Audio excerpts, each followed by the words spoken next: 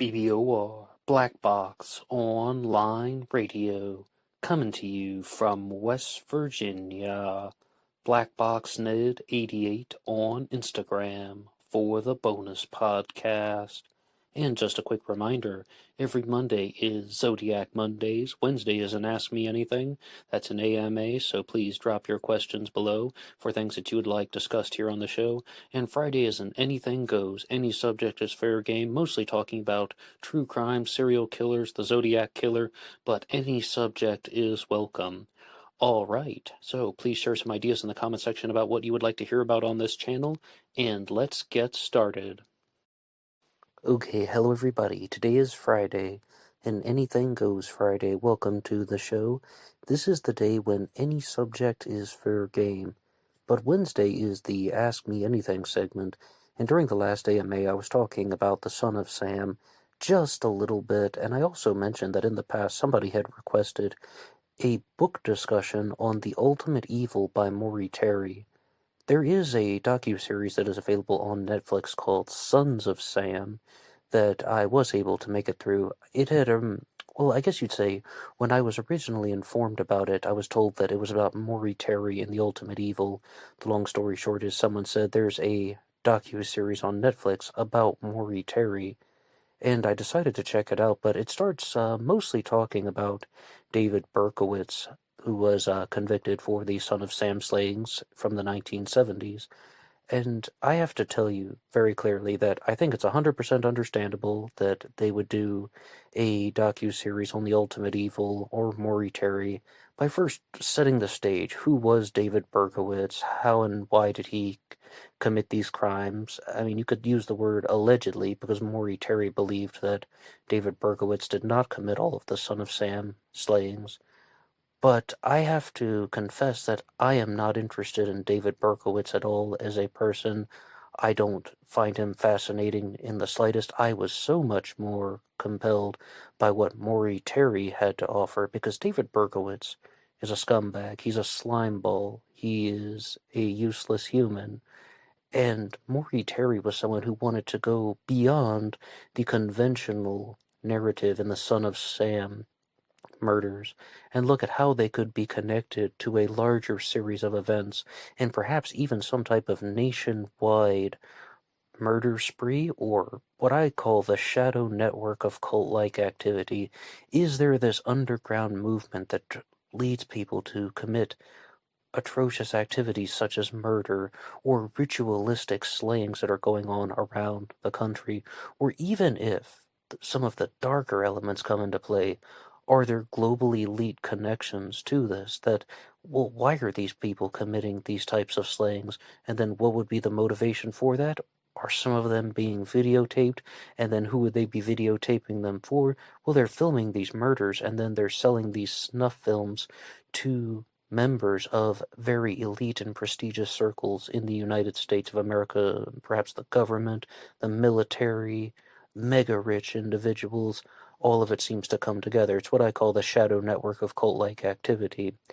But first, I would like to talk about a lot of the material that was mentioned in that Netflix documentary, but this is not a traditional documentary review or movie review of any kind, so if you haven't watched that yet, I do recommend it, but please stay tuned, because I'll try to make this episode done in a way in which we'll focus more on David Berkowitz and Maury Terry, as well as some of the other crimes, particularly the activities of the Manson family in the late 1960s.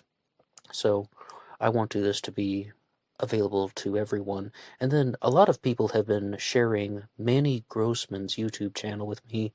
He has a lot to say about the Son of Sam slayings, and he is actually doing these walking tours of the crime scenes where they took place and where the murders were committed in Untermeyer Park and so on.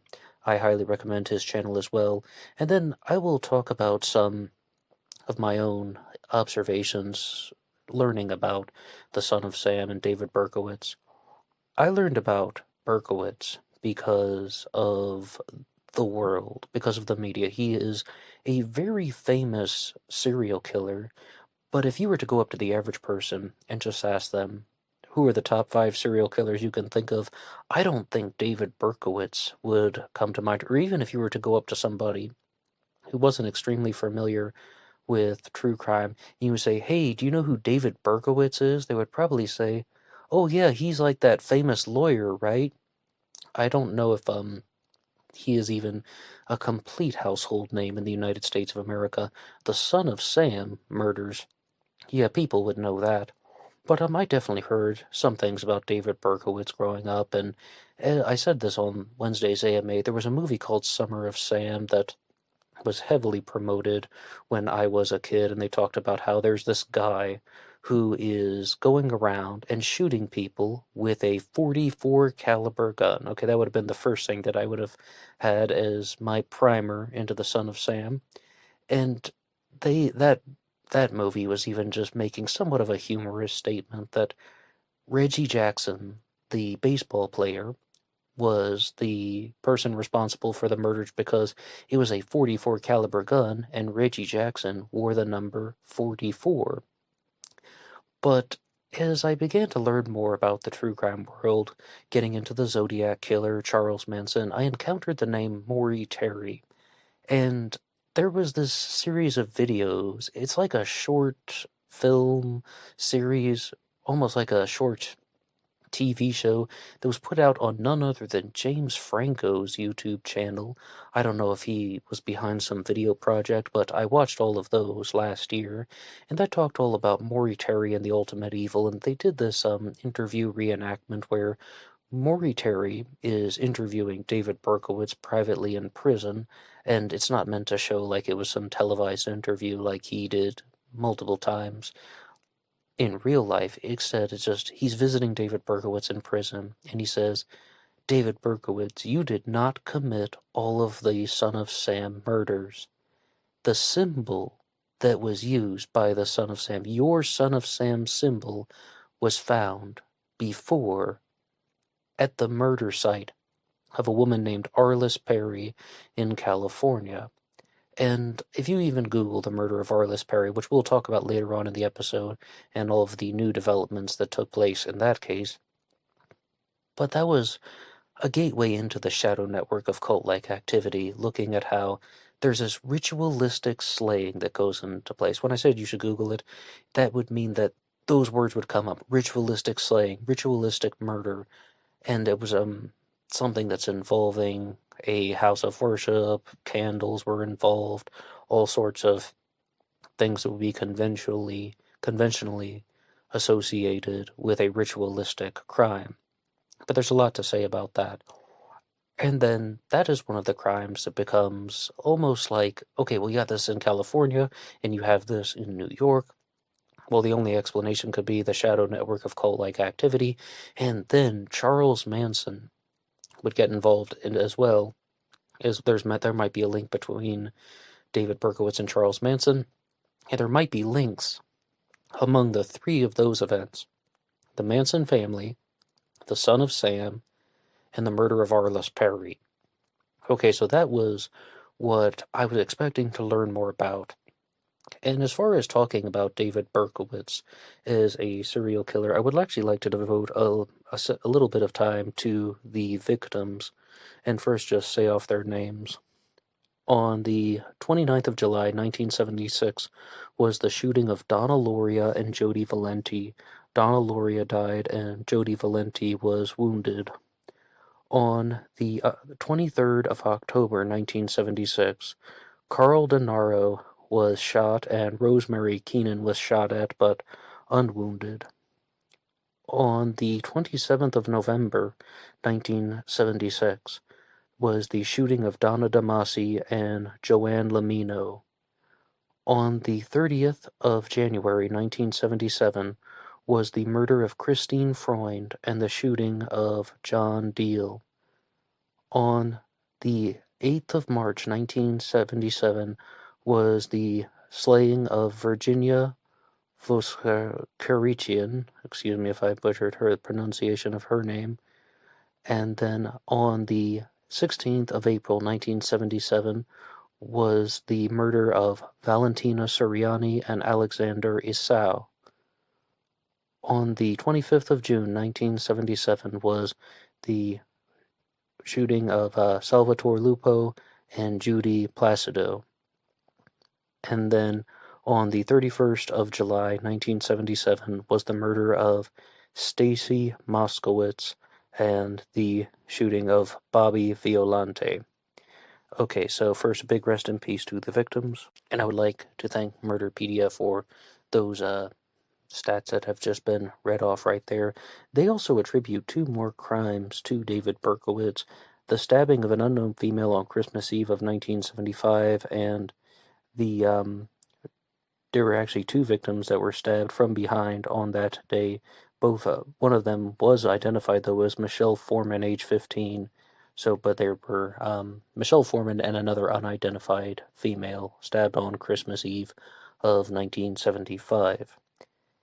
Another thing that I had been introduced to previously prior to watching anything on YouTube or Netflix or reading up on this year was that David Berkowitz was someone who was described as a sexually motivated serial killer, although he didn't touch the victims or move their bodies or have a lot of physical contact with the victims. With most sexually motivated serial killers, there's a lot of physical contact. Many of them will even target sex workers for numerous reasons. It's not only the physicality, but they want to have sex with their victim first and then murder them. Yes, but they can also lure the sex worker to a secluded area, even if it's something as simple as a bedroom, and then they can have sexual access to the person, but then they can also kill the person when no one else is around. David Berkowitz didn't seem to be operating like that. When I was watching Dr. Todd Grande's assessment of the Zodiac Killer, he brought up David Berkowitz, saying that the Zodiac Killer actually reminded him of David Berkowitz in that the crimes were sexually motivated, even though the victims were not sexually assaulted. And with David Berkowitz, there seems to be a larger psychological problem going on.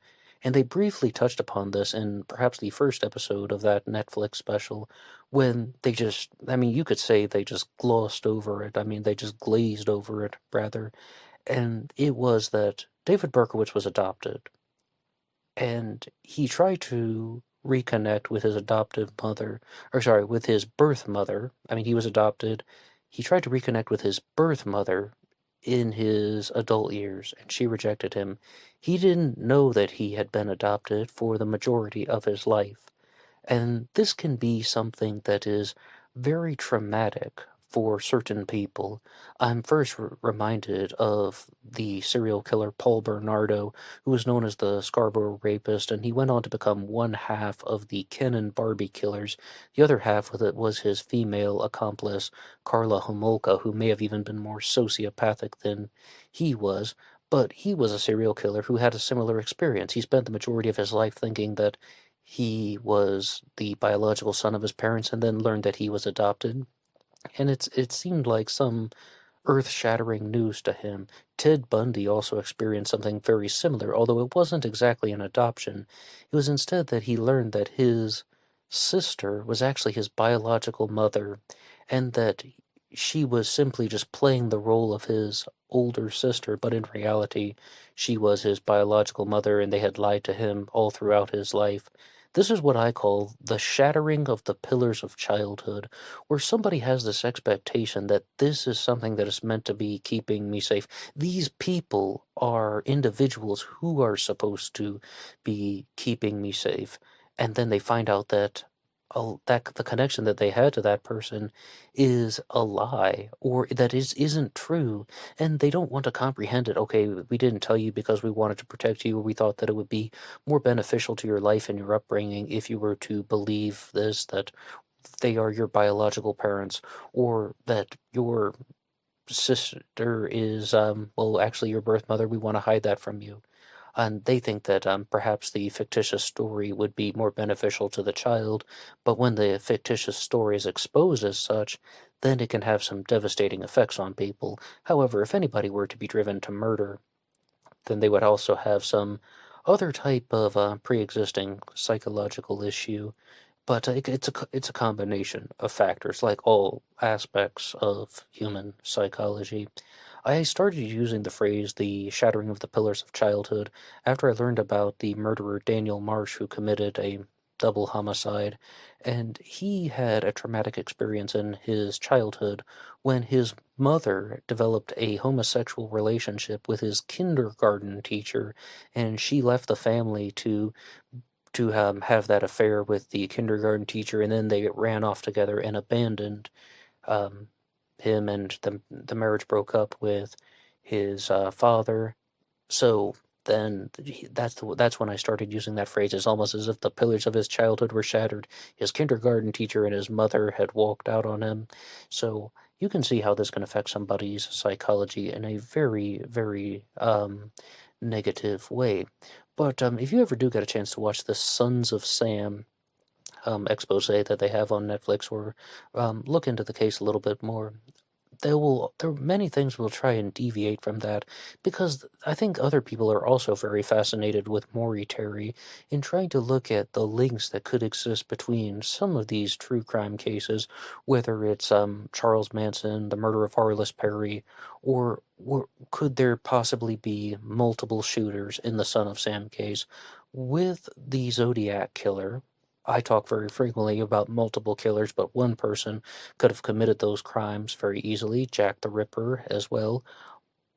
But with the Son of Sam slayings that took place in the 1970s, David Berkowitz would go on to confess later in life that he didn't commit all of the crimes. Maury Terry, the author of The Ultimate Evil, was very suspicious that of David Berkowitz's involvement, but Berkowitz openly confessed to committing 2 of the shootings, saying that he was present for all of them, but that he didn't actually commit all of the crimes, that he was nearby, or that he had knowledge of them, but he didn't actually commit all of the shootings.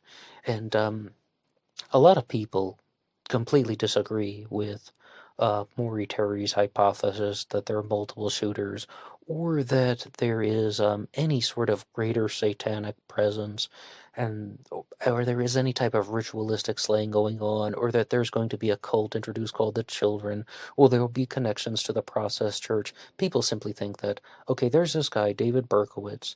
He grew up with somewhat of a unfortunate upbringing. He had that shattering of the pillars of childhood. He also had some bad experiences serving in the military. And he had a feeling of sexual inadequacy.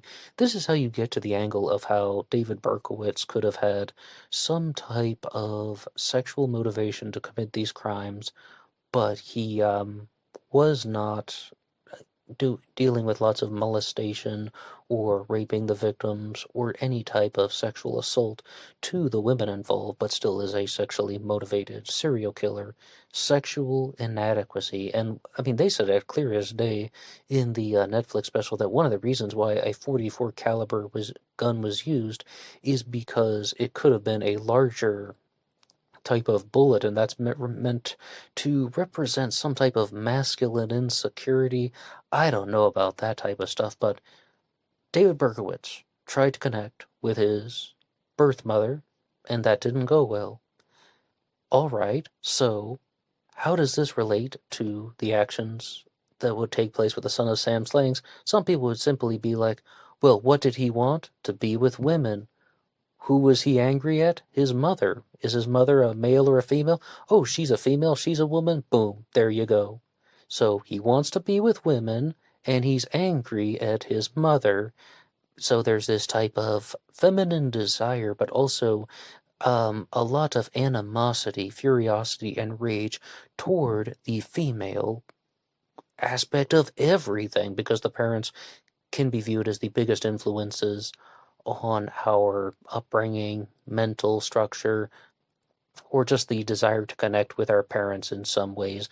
And they're Freudian psychologists, and they're people who think that that stuff is absolute nonsense and that it's just superstitious thinking. So it's not set in stone. It's not a pure science. But I can totally comprehend how some people would lay out a case that the crimes that were committed by David Berkowitz or the Son of Sam, the Sons of Sam group, were sexually motivated in some way. It's just that the victims were not moved or touched or assaulted. So in regards to the to the ultimate evil, I would like to read the book description that has been made available. On August 10th, 1977, the New York Police Department arrested David Berkowitz for the Son of Sam murders that had terrorized New York City for over a year. Berkowitz confessed to shooting 16 people and killing 6 with a .44 caliber Bulldog revolver, and the case was officially closed. Journalist Maury Terry was suspicious of Berkowitz's confession, spurred by conflicting witness descriptions of the killer and clues overlooked in the investigation. Terry was convinced that Berkowitz didn't act alone. Meticulously gathering evidence for a decade, he released his findings in the first edition of The Ultimate Evil. Based upon the evidence he had uncovered, Terry theorized that the Son of Sam attacks were masterminded by a Yonkers-based cult that was responsible for other ritual murders across the country.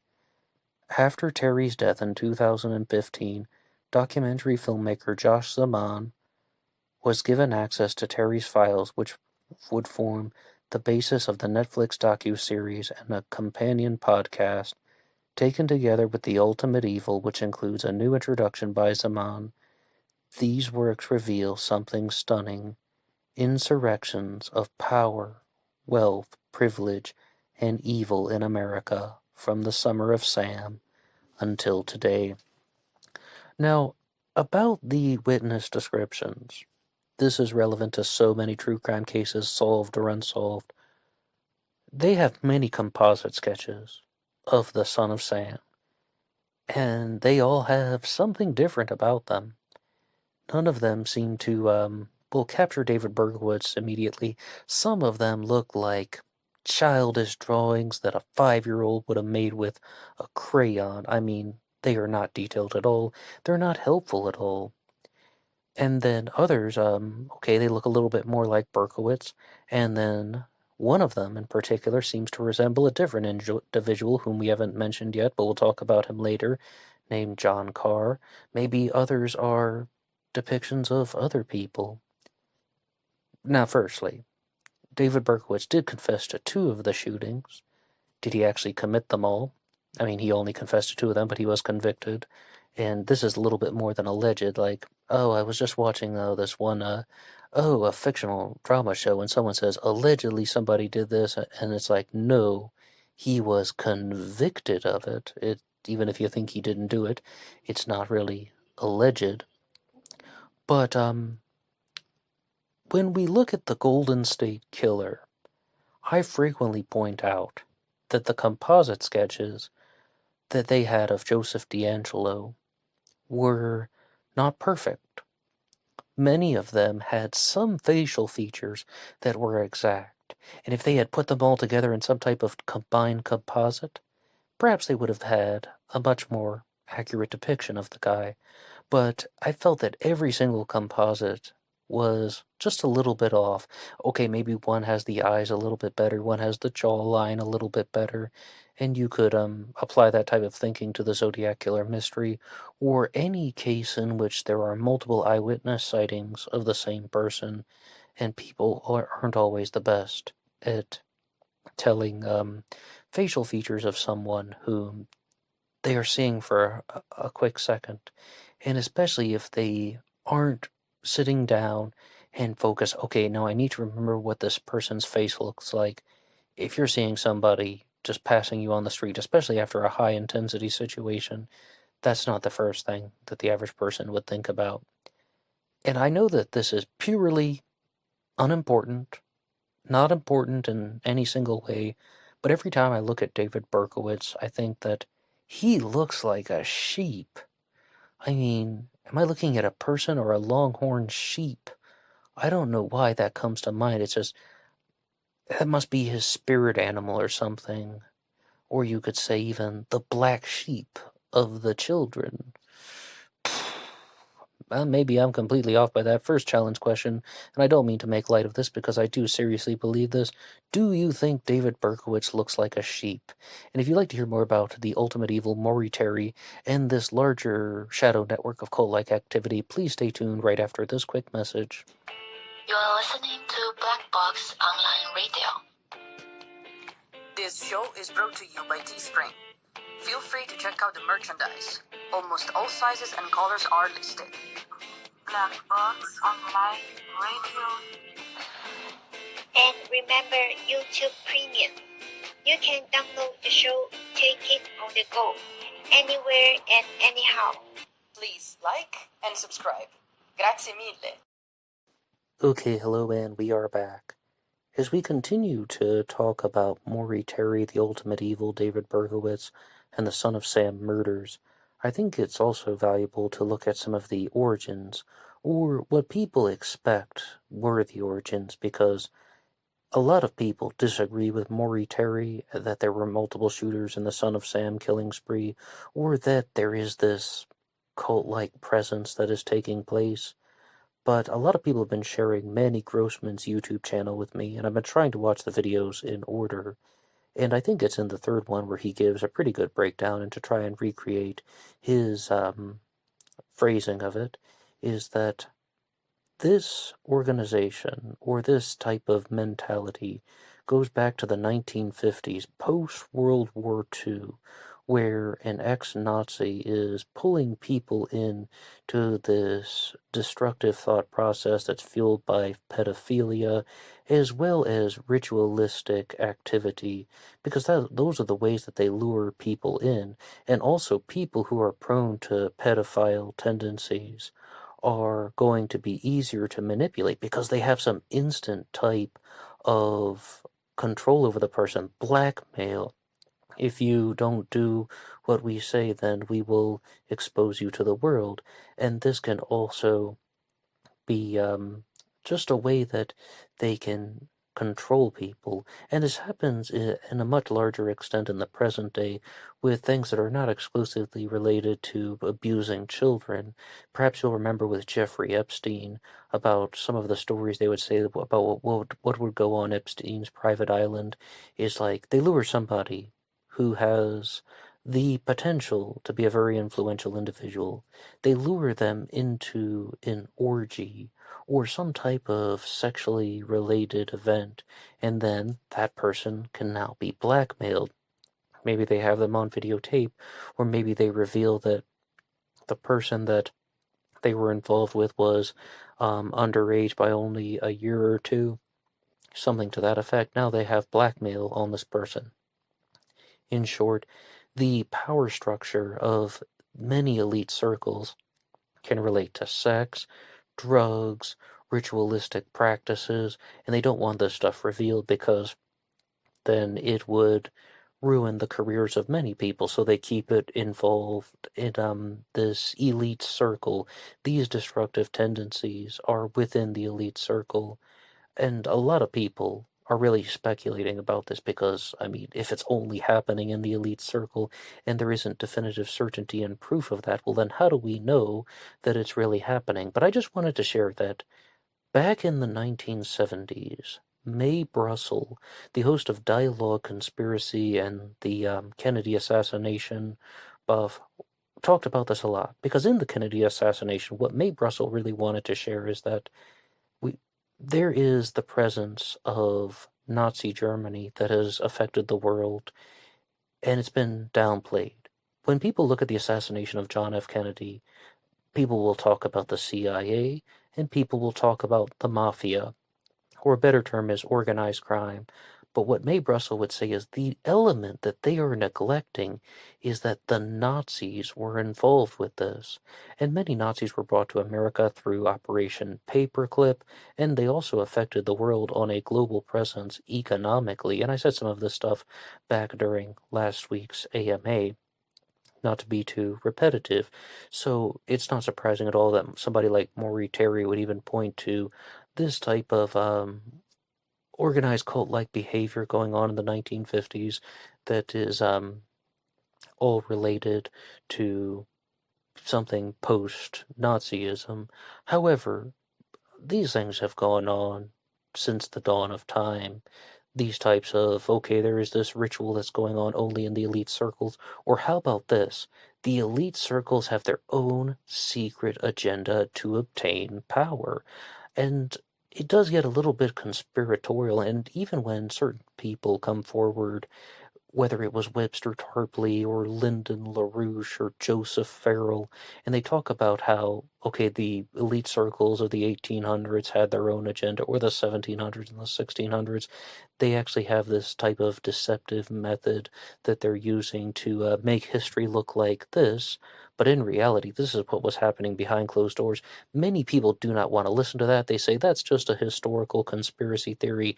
We don't want to hear about how people like Thomas Malthus or Jeremy Bentham or James Mill or John Stuart Mill were agents of the British East India Company who were working on behalf of the oligarchs. And the writings of those individuals that I just named were actually plagiarized from the Venetian Giovanni Gianmaria Ortes, or how about somebody like John Locke, who was accused of plagiarizing the Venetian Paolo Sarpi, and that these things come from the salons that where these people are just paid intellectuals who are designing an agenda that is beneficial to the elite circles of Europe, and then British writers are copying the works of the Italian henchmen, more or less, and this gets really, really blown out of proportion when you look at what happened with the French Enlightenment, and that's all stemming from a guy named Abate Antonio Conti, but I don't want to get bogged down on that too much because I would rather talk about the 1950s, 60s, and 70s and look at this cult, The Children. And to give an introduction to what Maury Terry thought The Children was, I would like to go over to an article from Bustle.com that simply gives a very clear introduction on The Children. Maury Terry believed the satanic cult known as the Children was ultimately responsible for the murders, and that David Berkowitz was a single player in a much larger conspiracy. David Berkowitz told Maury Terry that he was recruited in a park in Yonkers, New York, and that apparently they were working with Satan to try and bring a lot of chaos to the world.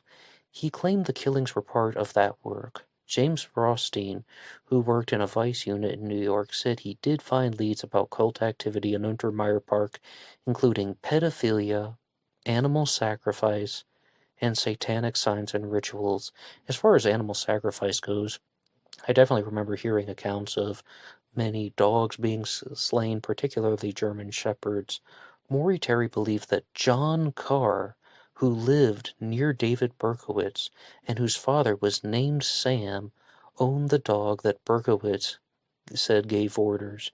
I haven't talked about this yet, but there's this dog named Harvey, who's owned by a guy named Sam, and one of David Berkowitz's original stories is that this dog, Harvey, has been possessed, or some way, somehow, the dog is the one who's giving him orders, and the dog's owner, of course, is named Sam, but, I mean, that goes into the category of whatever. David Berkowitz would later go on to say that that wasn't a genuine belief, and I don't even think we need to talk about it too much.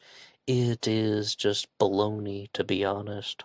But to continue back on with this here, David Berkowitz named John Carr as a shooter on one of the killings, and John Carr's brother Michael as another perpetrator. Both men died in the years following David Berkowitz's arrest, Michael in a car accident and John in a suspected homicide.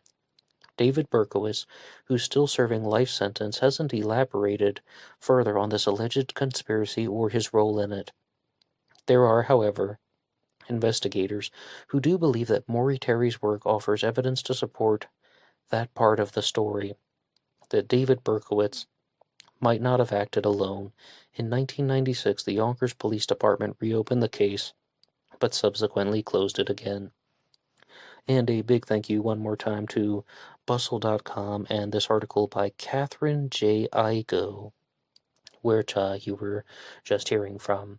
One person who was a genuine believer in Maury Terry's theory was the mother of Stacy Moskowitz, who simply said that she didn't believe that David Berkowitz was responsible for Stacy's murder.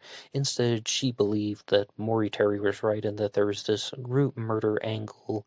But if you do get a chance to watch Sons of Sam, I would just ask you to notice it seems like there is a strong sense of counterbalance in it, but it isn't mentioned frequently. It's not like a back and forth between, okay, this is what Maury Terry says, this is what other people say. They're just little insertions about how some people are saying, this is conspiratorial, this is just some wacky conspiracy theory.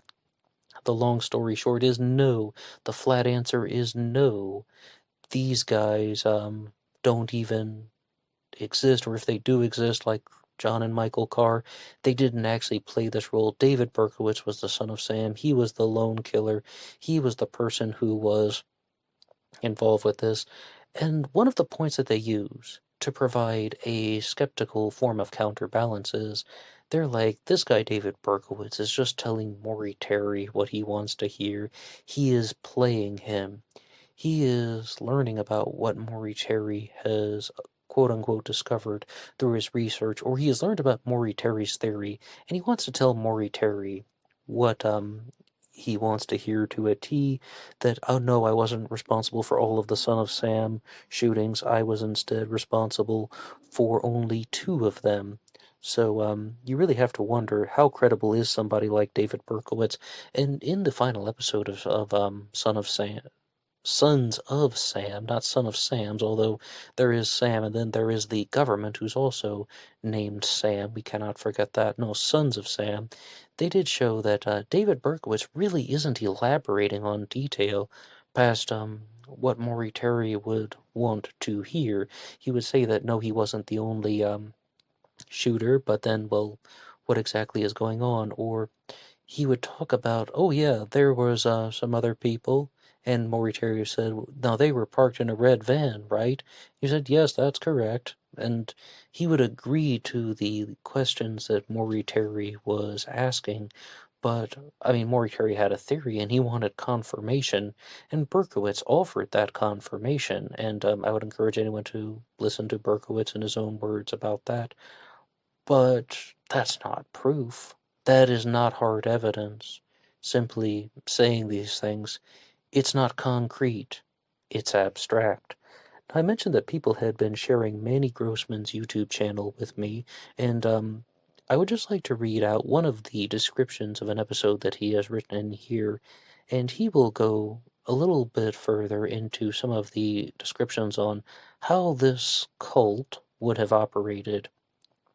In the annals of the Son of Sam cult story, a real Mr. Real Estate constantly comes up as the probable cult leader. And Mr. Real Estate is a name that they are giving him, although it's possible in one of Manny's videos that he has identified him.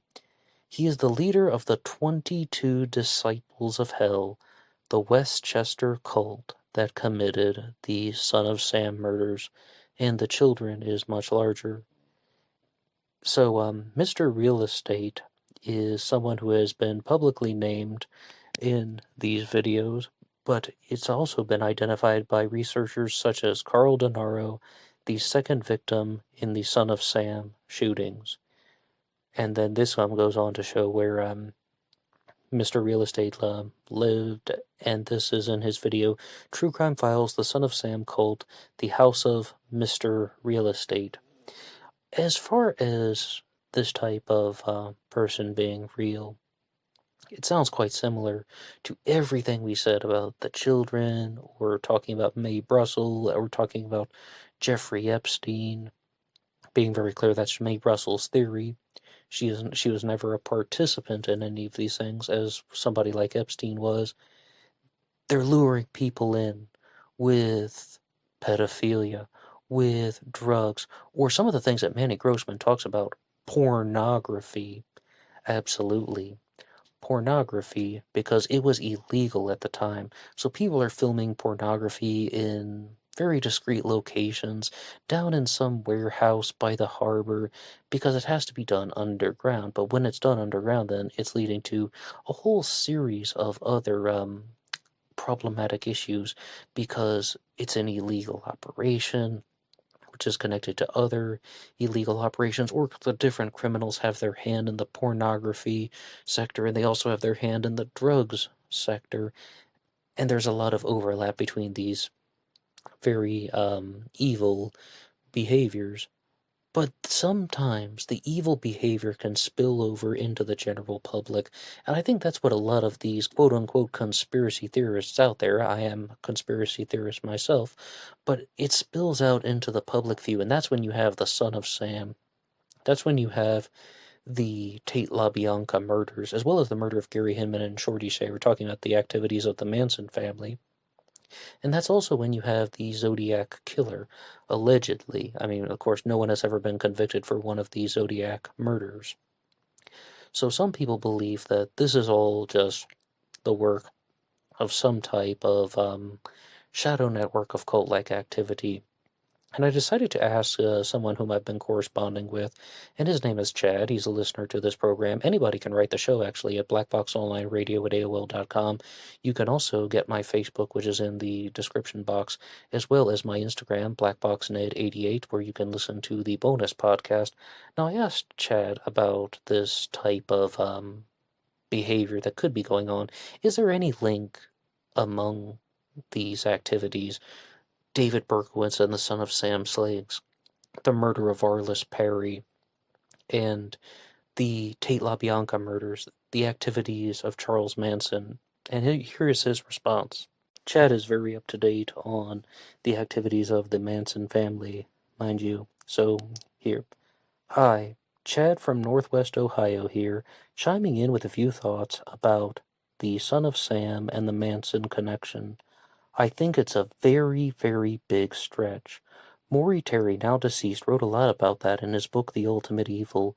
The book even had Manson and Berkowitz on its cover. Keep in mind that this was the 1980s, way before the internet. Maury did a good job uncovering the facts, but what these facts actually meant is mere speculation.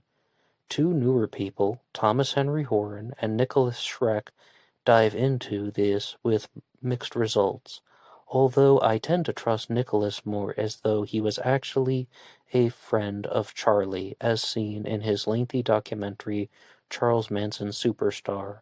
Thomas Henry Horan starts off very promising, but nowadays he started hinting that the Clintons were somehow involved.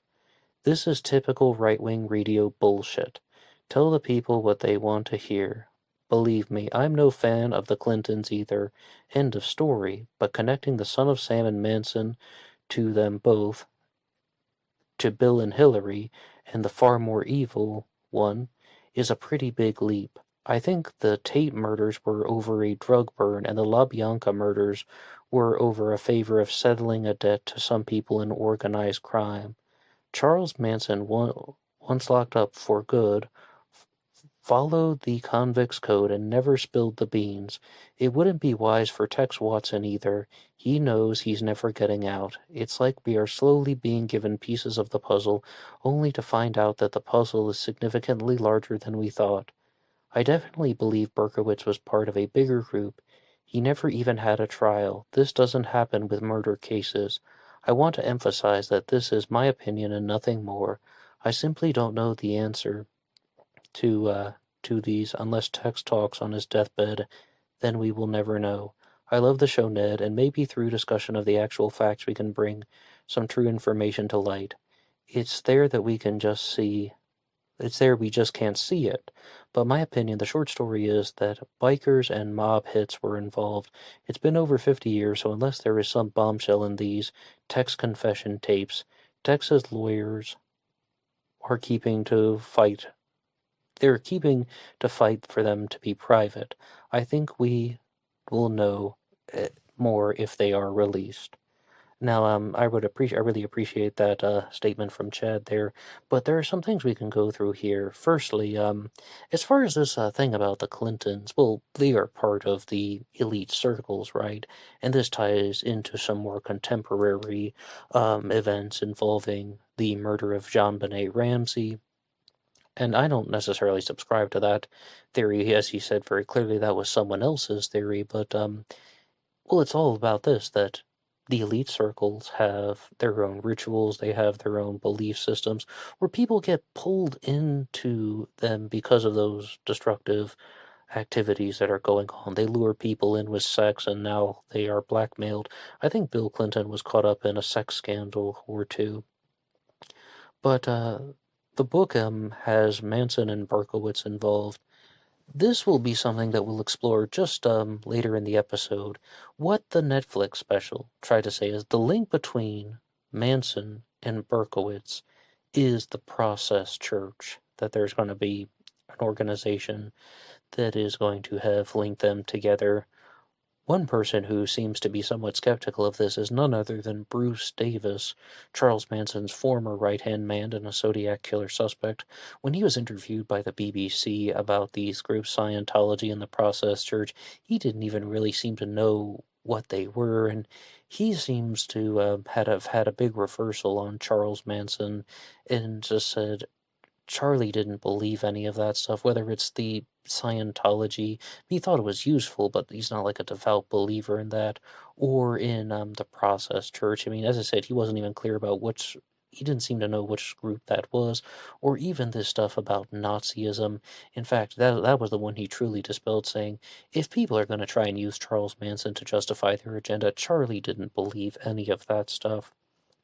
Now, I'm not very familiar with Nicholas Schreck, but I am somewhat familiar with Thomas Henry Horan, and he gets into the type of shadow network of cult-like activity, meaning that the reason why the elites have this type of belief circle is because they want to have a belief system that justifies their activity, and this gets into certain cult-like practices that come from India, which justify pedophilia and the sex trade and human trafficking and the creation of snuff films, because the essence of the human being can never be fractured, because the child is the same as the adult, because we're all in this spectrum of infinite consciousness, and it comes from this cult-like group of India that was discovered by the British and then brought to America. It was a belief system that was useful to the global elites, so it carried on here in the United States of America. I'm not saying that I subscribe to that, because a lot of that comes from speculation, or it's all from people who are outsiders. Yet then we also have Alex Jones breaking into Bohemian Grove and filming the cremation of Care and so on, and you can see that there are definitely rituals that go on in elite circles, but are they just ceremonial, and or also are they involved with something much darker? About Bohemian Grove, though, I do have an episode on it here on this channel, and there was one interview that was done by one of the staffers at Bohemian Grove, because global elites may not use urinals at that place, but they definitely still want to have access to escorts and prostitutes and massage boys and so on. And he just said there's all kinds of escorts, and there's a very large illegal sexual activities going on at Bohemian Grove, only meaning that they are doing a lot of private prostitution there. So there's also that. But when just to share one thing about the Manson family and this drug deal gone wrong, Chad has also shared with me privately that he thinks that Tex Watson was supposed to receive some type of drugs or payment from two people who were murdered with Sharon Tate at the house that she was staying at Cielo Drive, and she was supposed to receive it from Jay Sebring and Wojtek Frykowski, who was the close friend of Roman Polanski, as well as the boyfriend of Abigail Folger, and they did not deliver, so they felt that they were burned, and the Manson family retaliated by committing that murder. This is the famous drug deal gone wrong theory.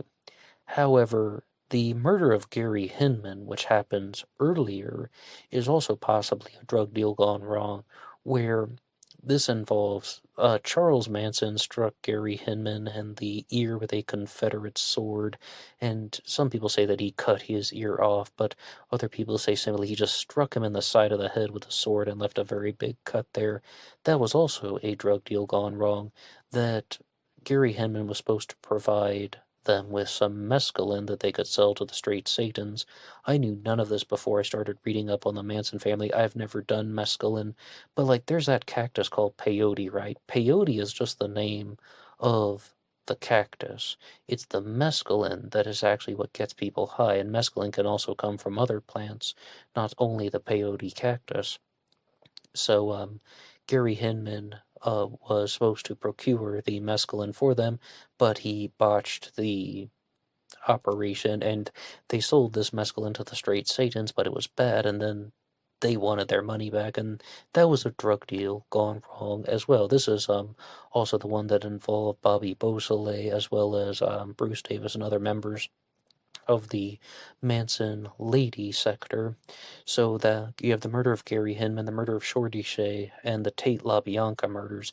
Charles Manson said by his own admission that Lino and Rosemary LaBianca were murdered because they were in possession of a black book that had phone numbers in it, which could very well have been this organized crime angle that Chad was just talking about here. So I think that that would be a very good stopping point now, because in the next segment we'll talk about the Process Church and the murder of Arliss Perry, so please stay tuned. Follow BlackBoxNet88 on Instagram. Bum ba bum bum bum ba bum bum bum ba bum bum bum. At this time, I would like to talk about some of the ways in which you can help Black Box Online Radio. This channel relies on your support, and the best way you can help out is just by listening to some more content. If you like what you hear, you can hit that like button, subscribe, and share with your friends on social media. But I should also say that Black Box Online Radio now has a TeeSpring page, and there will be some links in the description box. Please feel free to check out some of the merchandise that is available. Almost all sizes and colors are listed. So, you can also help out by going over to the Zodiac Killer channel and watching the documentary series Obsession into Darkness, parts 1, 2, and 3. I was one of the contributors for that, and you can see some other great Zodiac content on the Zodiac Killer channel. And yes, there will be a part 4 of Obsession into Darkness at some point in the future. And for now, let's get back to the show. Okay, hello, and we are back. I said in this segment I wanted to discuss the murder of Arliss Perry and the Process Church. In last Wednesday's AMA, I was talking about Arliss Perry, and somebody left a comment saying that her murder had been solved, and I have two responses to that. But first, I would like to have an introduction that has been written by InsideHook.com. After 44 years, DNA solved the satanic murder of Arliss Perry. Was she the only victim? And I think that that title encapsulates my response to the murder of Arliss Perry being solved so very well, because, number one, I was familiar with this article at the time I received that comment, but at the same time, I was still discussing her murder, because here's why people do not like Maury Terry. Here's why the skeptics do not like Maury Terry. I absolutely love his type of thinking, being clear about that, is because even if a murder is solved, you can add on this additional layer to it, and then you can incorporate that into your theory, where you can say, okay, the murder was solved, but this person who committed the murder, well, they are also part of the shadow network of cult-like activity. The conspiracy theory can always become bigger. You can always add a new participant into it. But I would like to read some things from this article here. Her assailant committed suicide. Police want to know if he was a serial killer. And this one was written by Steve Huff, one more time, InsideHook.com. Early on the morning of October 12, 1974, a security guard named Steve Crawford found Arliss Perry, age 19, in the transept of the Stanford University Memorial Church. The scene was gruesome and bizarre. She lay near the altar, nude below the waist. Someone had driven an ice pick into her skull. An altar candle lay between her breasts, and another one jutted out of her vagina. Police suspected a ritual, possibly satanic element. In the early 1970s, something so weird didn't seem impossible. The Manson family had raged through Southern California just 5 years before. Killer cults weren't unheard of. For a time, they suspected her husband, Bruce Perry, and Arliss Perry was only 19 when she was murdered, and she had only been married to Bruce Perry for 2 months. That's something to remember. But by 2018, cold case investigators knew for sure that it was the work of the man who found her, longtime suspect Stephen Blake Crawford. Conclusive DNA evidence in hand, they closed in to arrest Crawford on June 28th. The now elderly man committed suicide in front of them. Crawford, much like the alleged Golden State Killer Joseph DeAngelo, didn't set off too many alarm bells for those who knew him. Neighbors thought DeAngelo to be a cranky but strange and still sometimes considerate and a helpful neighbor.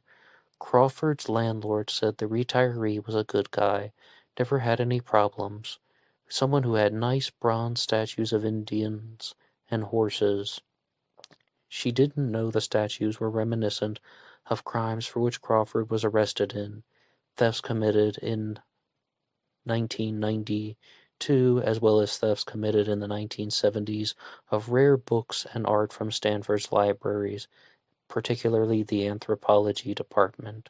A series of thefts didn't necessarily make Steve Crawford a homicidal psychopath, of course. Plenty of thieves are troubled in other ways, or simply greedy. The especially perverse nature of Perry's murder prompted an understandable question. Did Crawford stop with her? It's a logical question, even if you look at just the handful of similarities Crawford had to a couple of other serial killers in that decade, like the Golden State Killer, Dennis Rader, also known as BTK, as well. Crawford was a military vet who had once been an armed police officer. His job had been reduced to unarmed security, reported Palo Alto Online. Okay, well, sometimes the person who has found the body actually is the guy, but I don't think this has stopped people from talking about the murder of Arliss Perry, because they say very clearly that they can just now say that this guy, Steve Crawford, well, he was an active participant in the shadow network of cult-like activity. And as you did hear there, he committed suicide. But here's another thing from the article. What about the satanic aspect? If Crawford committed the other murders, it was likely a diversion meant to steer suspicion away from him. Murders with an unholy element aren't unheard of, though. The satanic elements must be regarded with skepticism in most, especially those that occurred in the 1980s. Satan worshippers have long been accused of the most heinous crimes when frequently staging of certain crimes, like Perry's, really intended to divert suspicion from the real killer. I think you can get where this article is going, saying that why would somebody commit this ritual-esque style murder? As a diversion to confuse the authorities. And I do agree that things like that happen, but Maury Terry was more about the symbols, or that this murder of Arliss Perry is the link between the West Coast and the East Coast. And he says that the Son of Sam symbol was also used in that one. Now, as I said, though, in the Sons of Sam documentary, they really didn't talk too much about the murder of Arliss Perry, because I think they're going down the pathway that was just laid out by that article there, that, okay, it's been solved, it was the security guard, and they want to leave her out of it. Instead, they said that the link between Manson and Berkowitz is the Process Church, so let's hear a little bit about them. The Process Church of the Final Judgment was one of the most interesting religious organizations of the 20th century. And just citing the source here, this is from a website that I had never heard of before called burningambulance.com. Formed by Robert de Grimston and his wife Mary Ann McLean in 1966, after having been ejected from the Church of Scientology, the group initially established themselves in the Mayfair section of London. You know, in 1966, that's a very important year, because that is also the time when the Church of Satan was founded, and this is the rise of Anton LaVey, which was a counter to the hippie movement. They created a sensation on the street, and in the always sensation-hungry British press, because of their stark and striking visual sense. Their symbol, 4 PS's assembled into a square that looked like an iron cross or a swastika, attracted the attention, as did many members. The group published and sold its own magazine, which included reviews and interviews with people ranging from Mick Jagger to William Burroughs. They migrated from England to the Bahamas and then to Mexico before landing in the U.S., though they were established in additional chapters in Germany, Italy, and Canada. There were never more than a few hundred processions at a time, but the group was a superb media-manipulating establishment, and they had relationships with celebrities that would gain them greater public attention. Now, some other points that Sons of Sam shared were that the Process Church would also go on to splinter and break into these smaller factions, and that is also something very complicated and becomes the fodder for conspiracy theories because they can say, all right, David Berkowitz wasn't actually interacting with the Process Church. He was interacting with this other different smaller group of that was originally the Process Church, but now it's its own splinter cell, and yeah, so that type of thinking can happen. Do I genuinely believe that Berkowitz committed all of the murders? I think that I have to say no. And was there a group effort involved with the Son of Sam killings? I want to say that yes, there was. Was the Carr family involved? Yes, I want to say that they were. And even the suicide, once they started looking into one of the Carr brothers, that's something. And the whole Son of Sam things, well, their father is Sam, not Berkowitz. I do not believe that the Harvey the dog had anything to do with it. If we can say one thing, Harvey was innocent. But the more important question, is Charles Manson linked to David Berkowitz? I think that Manson is much more about Scientology, and that Charles Manson used his Scientology tactics that he had learned in prison to manipulate people.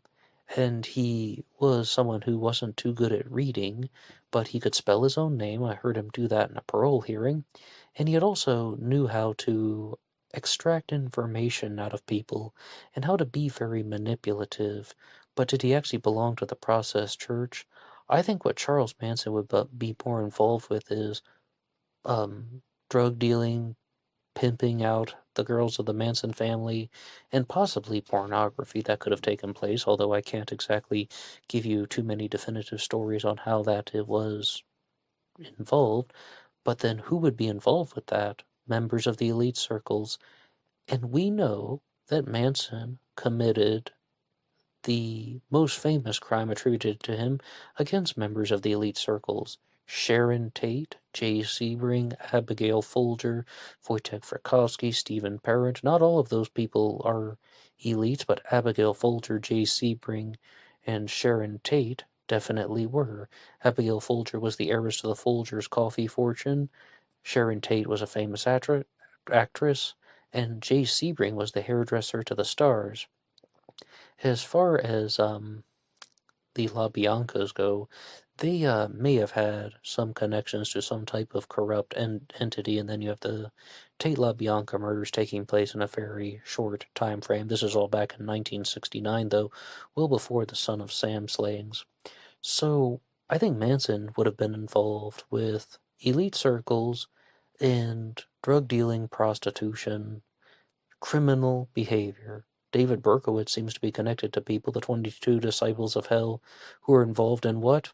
Drug dealing, prostitution, maybe pornography, criminal behavior. This is why I do not always like conspiracy theorists, because sometimes they're completely right.